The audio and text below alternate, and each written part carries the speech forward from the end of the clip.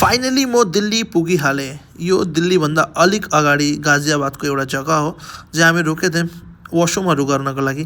त्यहाँ एउटा अङ्कलले केला बेचिरहेको थियो, केला लियौँ। यो दाइ पनि आर्मी हो, हामीसितै आइरहेको थियो। यो अक्षरधामको मन्दिर हो। फेरि हामीले अटो समातेर म आफ्नो घरतिर आएर यति भोक लागेको थियो मलाई कि मैले बिरयानी अर्डर गरेँ। बिरयानी जोम्याटोबाट तुरुन्तै आइहाल्यो 5 मिनटमै। त्यसपछि बिरयानी खाएँ। मेरो चिकन बिरयानी थियो, कोलकाता स्टाइलको, जहाँ आलु अन्डाहरू सबै रहन्थ्यो। त्यसपछि म एकछिन बाहिर निक्लेँ रेस्ट गरेर।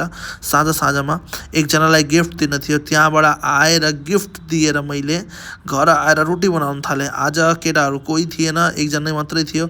म र त्यो मिलेर रोटी बनाउन थालेँ। यो रोटी मस्त बनेको छ।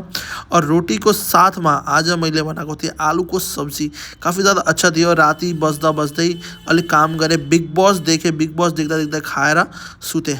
कस्तो लाग्यो भिडियो भन्नु है।